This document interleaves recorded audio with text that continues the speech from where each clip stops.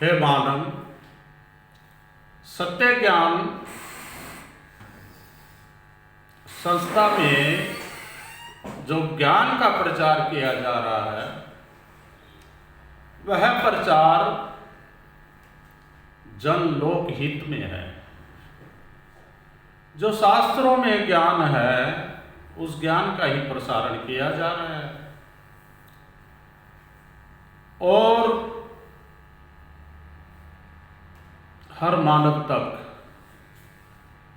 सत्य का ज्ञान पहुंचाना इस संस्था का कार्य है। सारी दुनिया में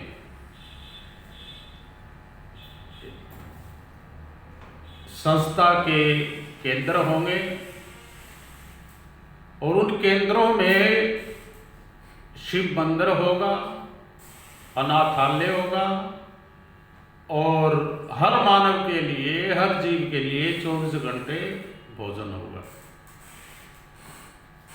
और असहाय और गरीबों की मदद करना, ये सब संस्था के कार्य में है। अभी संस्था की शुरुआत हुई है तो धीरे धीरे सब कार्य संपूर्ण हो जाएंगे। अब उपासना के बारे में संस्था में ज्ञान दिया जा रहा है। उपासना ही सबसे उत्तम मार्ग है। मानव जीव इसीलिए मिला है, मानव जीवन इसीलिए मिला है कि आत्मा सो परमात्मा को जान ले, तभी मानव का जीवन सफल है। अब पीछे जैसे बताया गया कि भाई उपासना कैसे की जाती है, अपने इष्ट देव के रूप में इष्ट देव की स्तुति और उनके शब्द नाम का जाप, वह सबसे उत्तम है। संसार में हर मानव जो सत्य सनातन से जुड़ा है, वो 2 प्रकार की भक्ति करता है। एक भक्ति करता है अपने जीवन के सब कार्य पूर्ण और सुख सुविधा के लिए। दूसरी भक्ति होती है परमार्थ के लिए, मोक्ष के लिए। अब आज के संसार में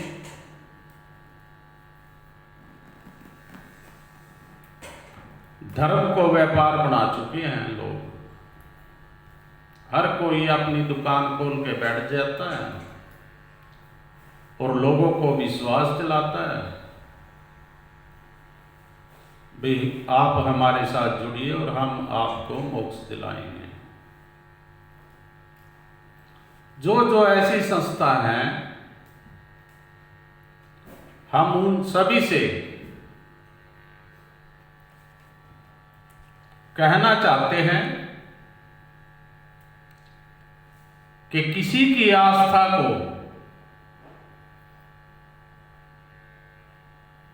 किसी की आस्था का शोषण करना, किसी को गुमराह करना, यह सबसे बड़ा पाप है। अगर आप किसी को मोक्ष नहीं दिला सकते, ये आपने हर मानव को ज्ञान देना चाहिए और साथ साथ में मैं तो ये कहूँगा कि जो गुरु भक्ति करते हैं और कितने साल से वो गुरु भक्ति कर रहे हैं, उन्होंने ये देखना चाहिए कि हमारी भक्ति कितनी कामयाब हुई है, किस पड़ाव पे है।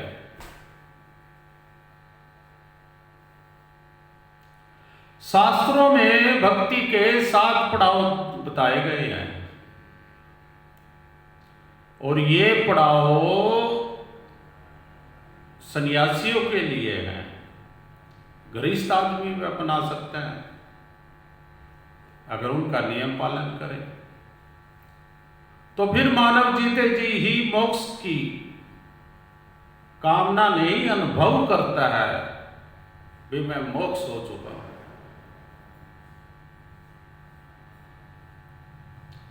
तो जिन्होंने गुरु भक्ति ली हुई है उन्होंने किसी की गुरु के नाम पर गुलामी नहीं करनी चाहिए, बल्कि ये देखना चाहिए कि इतने दिन से तू गुरु की आज्ञा का पालन कर रहा है तो आप परमार्थ के कौन से पड़ाव पे पहुंचे हैं। यह शास्त्र मत है। अब वो 7 अवस्थाएं कौन सी है मैं शास्त्रों में से ही देख के उसको बताऊंगा। और किसी भाई को संशय हो जो बड़ा से बड़ा अपने आप को गुरु धर्माचार्य मानता हो और जो ये कहता हो मैं मोक्ष देता हूं, वो हमसे विचार विमर्श कर सकता है, क्योंकि मोक्ष कोई देने या खरीदने की चीज नहीं है। मोक्ष तो कई जन्मों के फलों का परिणाम है। अब शास्त्रों में जो 7 अवस्थाएं दी गई हैं उन अवस्थाओं का मैं अभी आज तो सिर्फ नाम के बारे में ज्ञान देंगे और किस अवस्था की में जब मानव पहुंच जाता है उसका कैसा आचरण होता है और उसने क्या क्या नियमों का पालन करना है। ये धीरे धीरे संस्था से लोग जुड़ते जाएंगे। ये प्रचार जो YouTube के माध्यम से किया जा रहा है इसको सुन कर लोगों तक ज्ञान हम पहुंचाते रहेंगे। इसमें भगत की भगवान की तरफ चलने का रास्ते की अवस्था 7 बताई गई है। इसमें है पहली अवस्था का नाम है ज्ञान भूमिका शुभेच्छा बताई गई है। पहली अवस्था शुभेच्छा बताई गई है। अब शास्त्रों में इसका वर्णन भी लिखा है। जब मानव शुभेच्छा अवस्था में पहुंच जाता है तो उसकी कैसी दशा हो जाती है। दूसरी अवस्था का नाम बताया गया है विचारणा। ध्यान से सुन लो विचारणा। दूसरी अवस्था विचारणा कही गई है शास्त्रों में। ये ब्रह्म ज्ञान है। आपको सुनने में शायद इतना मालूम नहीं होगा। जिसको ब्रह्म ज्ञान है और जो परमार्थ के रास्ते पर चलता है उसको इन अवस्थाओं के बारे में ज्ञान है। अगर आप भी इस संस्था के साथ जुड़ोगे इन सभी अवस्थाओं का ज्ञान कराएंगे और सत्य कर्म करवाते हुए अंत में मोक्ष भी हो जाएगा। हम नहीं कहते, हमारी संस्था नहीं कहती कि आप हमारे साथ जुड़ो और हम आपको मोक्ष करा देंगे। ये झूठ है, कपट है। अपना साम्राज्य बढ़ाने के लिए लोगों की आस्था का शोषण करना है।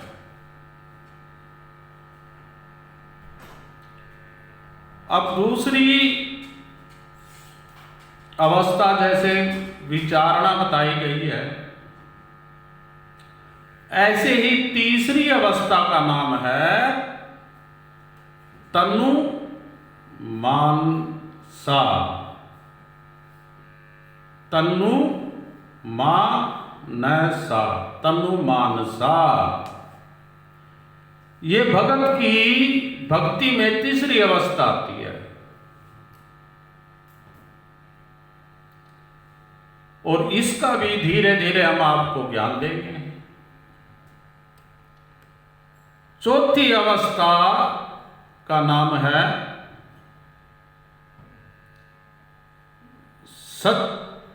सत्वापति।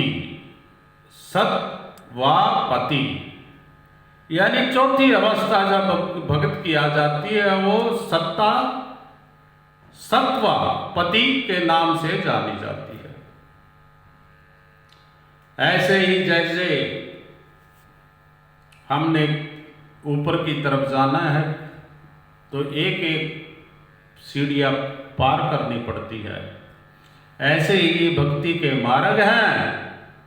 और इन मार्गों पर चलकर लाखों करोड़ों ऋषि मुनि महात्माओं ने मोक्ष प्राप्त की है। अब चौथी अवस्था का नाम अभी बता दिया है हमने, सत्वापति। पांचवी अवस्था है अंश शक्ति। अंश शक्ति ये पांचवी अवस्था है। अब पांचवी अवस्था के बाद है छठी अवस्था। छठी अवस्था का नाम है पदार्थ भावना। छठी अवस्था का नाम है पदार्थ भावना। और सातवीं अवस्था का नाम है तुर्यगा। तुर्यगा यानी कि जब मानव 7 अवस्था पार कर लेता है तो उसके बाद मानव को समाधि अवस्था में पहुंच जाता है। समाधि का मतलब है शरीर तो पंच तत्व का शरीर तो यहीं पर, और जो हमारा आत्मा रूपी परमात्मा है उसका मिलन हो जाना। अब उसका जब मिलन होता है, जो हमारे सनातन में एक चुटिया है, ये समझ लो कि आज के भौतिक युग का एंटीना है। जब मानव ध्यान में बैठता है तो उसका यहीं से भगवान के साथ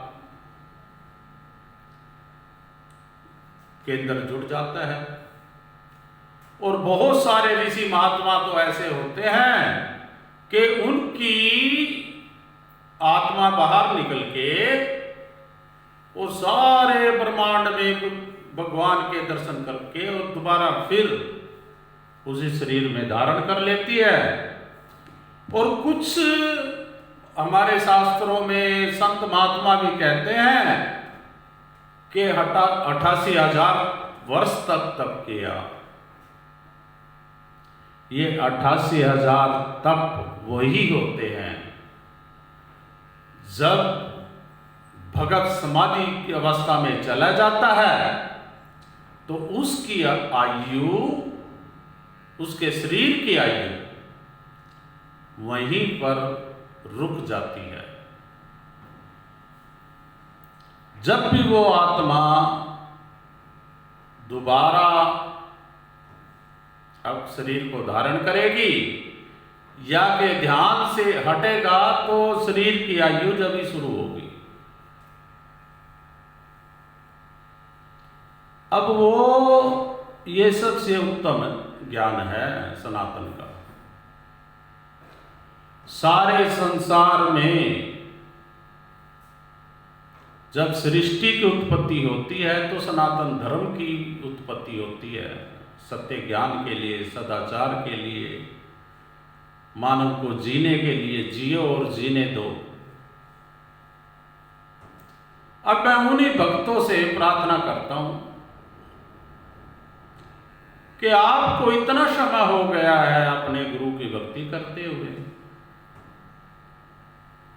आप किस अवस्था में पहुंचे हैं? पहली, दूसरी, तीसरी, चौथी और पांचवी, छठी और सातवीं। अगर आप उस अवस्था में नहीं पहुंचे तो फिर ये समझ लो कि आपकी आस्था का तो शोषण हो चुका है। आप तो किसी की गुरु के नाम पर गुलामी कर रहे हैं। हमारा गुरु नाम से किसी से कोई लेना देना नहीं है, नाम किसी की निंदा कर रहे हैं। गुरु कोई मानव देह नहीं है, गुरु तो ज्ञान का शब्द है, जिस शब्द को प्राप्त करके मानव अंतर्मुखी होकर और उस ब्रह्म के साथ मिलन हो जाए। अगर भगवान का अस्तित्व कहीं पैदा होता है, कहीं मिलता है, वो मानव के शरीर में मिलता है। तभी तो ये मानव शरीर भगवान का द्वार कहा गया, भगवान के मिलन का द्वार कहा गया। अच्छा, सभी मानव देखो मोक्ष की कामना भी नहीं कर सकते और ना इतनी मेहनत कर सकते, क्योंकि ये भी पिछले जन्मों के कर्म के हिसाब से जब अंतःकरण शुद्ध होता है, आत्मा पवित्र होती है, परमात्मा उन्हीं को आशीर्वाद देता है।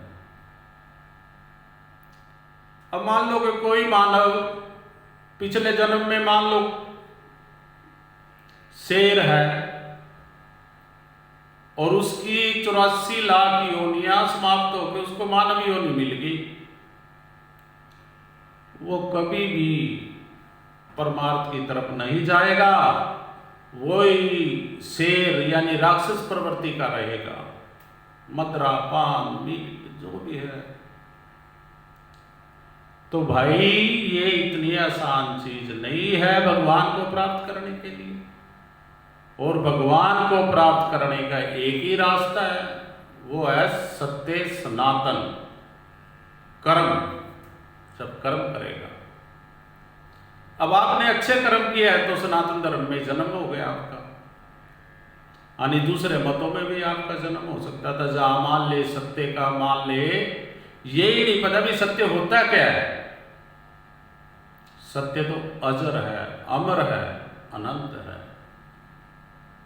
भगवान का दूसरा नाम ही सत्य है। असत्य नाशवान है। असत्य कितना भी पावरफुल हो जाए, कितना भी हत्याचारी हो जाए, उसका एक दिन विनाश होना होना है। अब 4 युग हैं, 4 युगों में सतयुग, त्रेता, द्वापर, इन युगों में तो सनातन का ही बोलबाला था। अब कलयुग में क्या है कि कलयुग में तो सनातन को ही बुराई के रूप से देखते हैं। अब आज तक जब से ये कलयुग, यही से मान के चलोगे 2200 साल हो गए हैं कलयुग के चलन,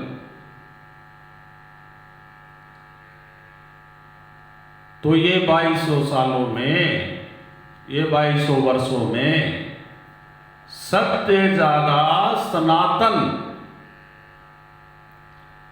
मत या धर्म को मानने वालों ने की, राक्षसों ने हत्या की है। वो क्यों की है, उसका कारण यही है, जो सनातनी लोग होते हैं वो सीधे, सच्चे, ईमानदार, हर जीव में भगवान देखते हैं, मौत से डरते नहीं, जो घटना होती है कहते हैं भगवान तेरी इच्छा है। अगर कोई मारने भी आ जाए कहते हैं शायद इसी के हाथ से मेरी मुक्ति होनी है। लेकिन ये सोच भी गलत है। अगर घर का मुखिया किसी राक्षस ने हत्या कर दी तो पीछे जो परिवार है, जो उसके सगे संबंधी है, वो उसका दुख भोगते हैं। इसीलिए मनु महाराज ने 4 वर्ण बनाए थे, और 4 वर्ण हमेशा पावरफुल होने चाहिए। ये हमारे शरीर पे भी लागू होता है। ब्राह्मण का ज्ञान, धर्मता के ज्ञान देना, आत्मा से परमात्मा के बारे में बताना। भाई आत्मा और परमात्मा एक ही है। जिस परमात्मा को आप इधर उधर ढूंढते फिर रहे हो, वो तो आपके शरीर के अंदर आत्मा के रूप में विराजमान है। आप अपना अंतःकरण शुद्ध करके पहले अपने कर्म शुद्ध करो, धीरे धीरे अंतःकरण शुद्ध हो जाएगा। फिर जप और ध्यान से, भजन से, स्तुति से जिस भी रूप में चाहो उस रूप में आप उसके दर्शन कर सकते हो। तो इसलिए ये दयालु हैं, ये दुश्मन पर भी क्रोध नहीं कर सकते। तो मनु महाराज ने इसीलिए ये 4 वर्ण बनाए थे ताकि समाज की संपूर्ण रक्षा हो सके।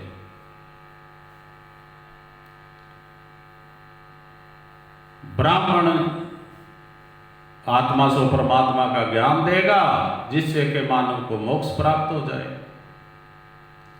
क्षत्रिय राक्षस और जानवरों से समाज की रक्षा करेगा।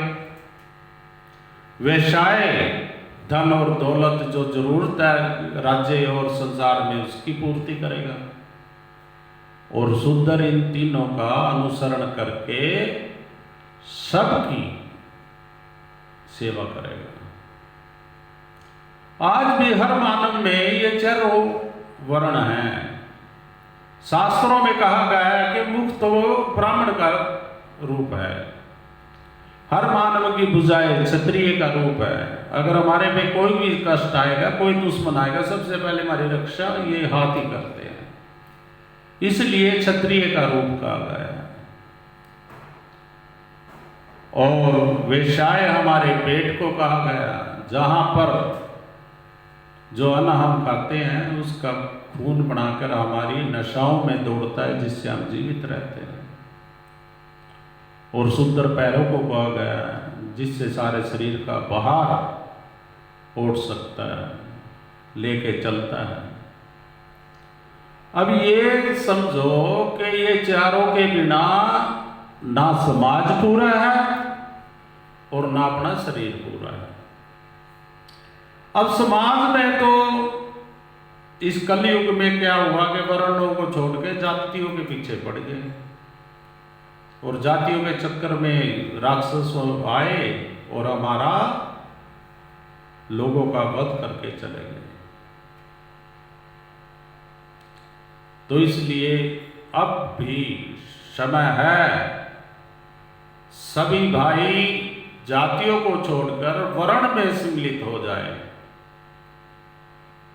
आज हमारे समाज में कई हजार जातियां हैं, और वो लोग इसी का फायदा उठाते हैं। सबसे पहले तो मानव को जीने की कला सीखनी चाहिए। भी जीवन जो मानव का मिला है इसको कैसे जीना चाहिए। जो ये शरीर है पहले इसका ज्ञान प्राप्त करो।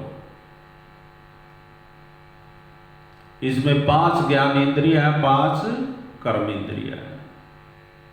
कर्म इंद्रियों को अपनी ज्ञान इंद्रियों से उनको वश में करो, सही रास्ते पे चलो। जो ये कर्म इंद्रियां है ना, ये आपको बुराई की तरफ खींचती है।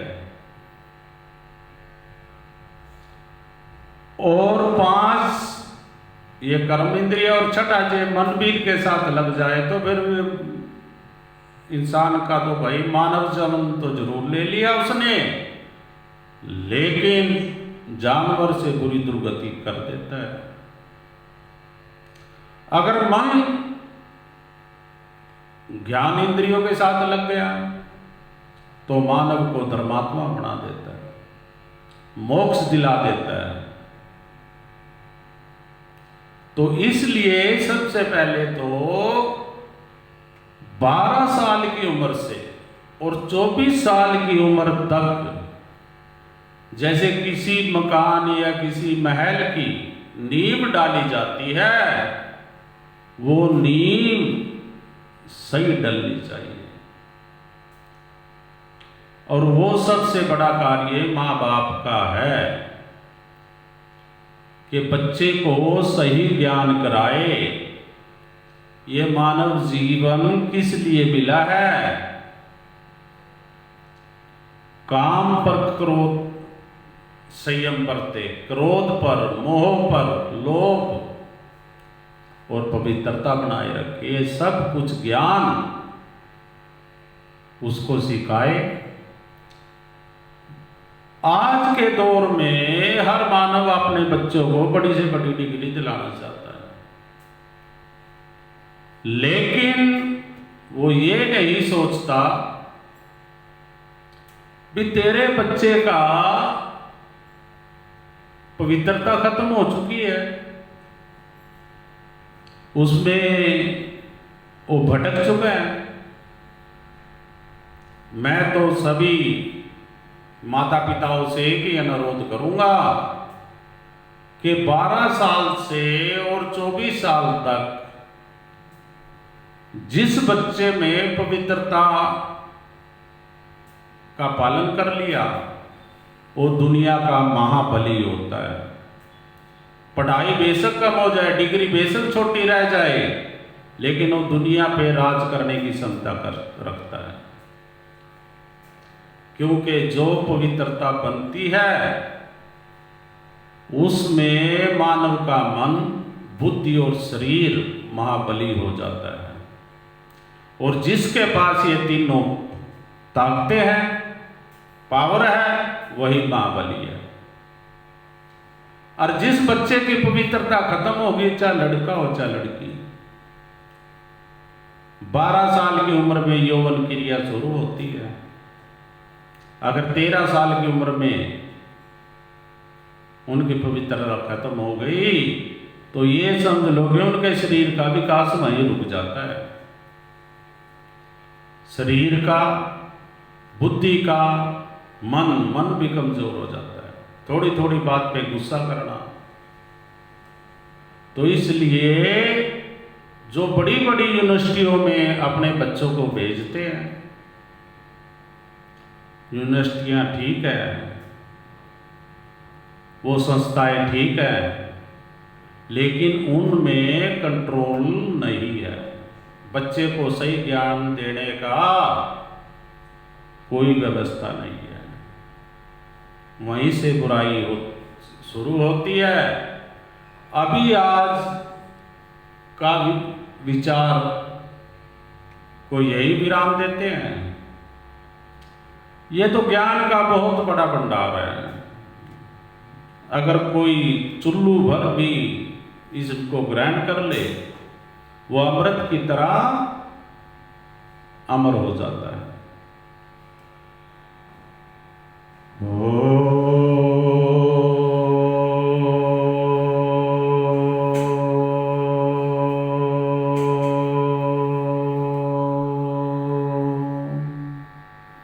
नमः शिवाय। ओम तत्सत। बोलो राम राम राम।